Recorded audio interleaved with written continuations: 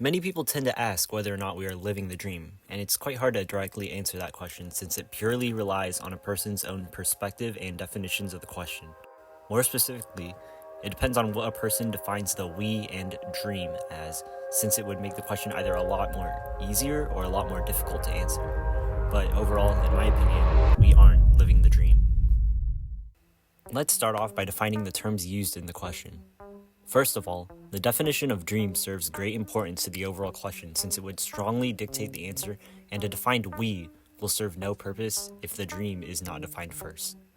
For example, if we was replaced with students, then what would their dream be? It could range from either successful grades, being popular among peers, or successfully asking out their crush. Since a dream can range from a wide variety of things that people would want, then I would generalize the term dream into the ideal lifestyle that a person would imagine. It's not specific towards a single idea, but it is still relevant to every person, which allows for a more easier interpretation of the question. Even with a quick Google search, the term living the dream is defined as a situation where someone is experiencing the ideal lifestyle or enjoying some well-deserved success. And the exact definition of the word dream is stated as a cherished aspiration, ambition, or ideal. The other term, we, despite not having too much importance in comparison to the dream, is still really important to answering the question.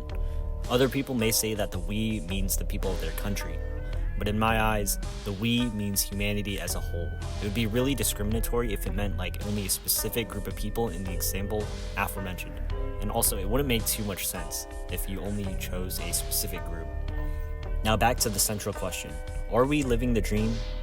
In my opinion, no. Although people may argue that life is longer or we have bountiful amounts of food, water, and medicine, according to Enlightenment Now, page 1, paragraph 1, they might have had a different interpretation of what the term dream means. Just because we have a greater quality of life than before doesn't really mean that a person is living their own dream or ideal lifestyle. If a person's dream was to be rich and they were poor, then they aren't really living the dream. And if you argue that, according to the Enlightenment Now article, the graph shows that the rich keep increasing, that doesn't exactly mean that there aren't any more poor people, hence that not everyone is living the dream. Also, around page 169 to 170 of the book that we read, known as Breaking Through by Francisco Jimenez, we get a scene where the main character, Panchito, gets into an argument with his dad. Panchito wants to reach his dream of getting into a good college.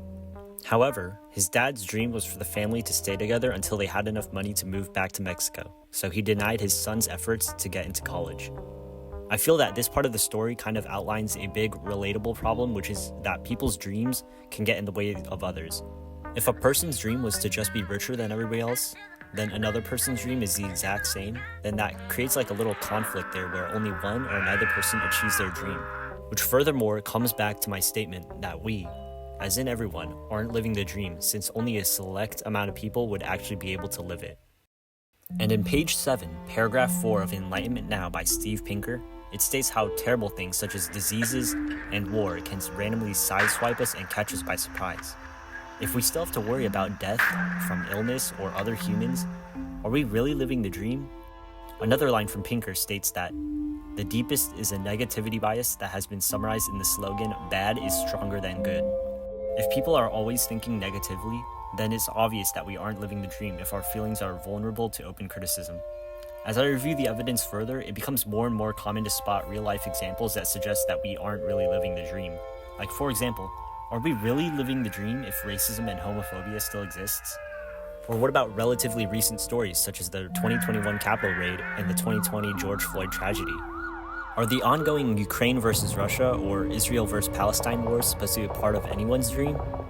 And what about things such as cancer, which we cannot directly cure and result in only a few years or months before a person's demise? Is that a part of someone's dream too? Overall, humanity has made many great advancements in the improvement of everybody's daily life and well-being. But it does not mean that we are living the dream, since the dream, in a literal sense, would be the ideal reality of every single individual.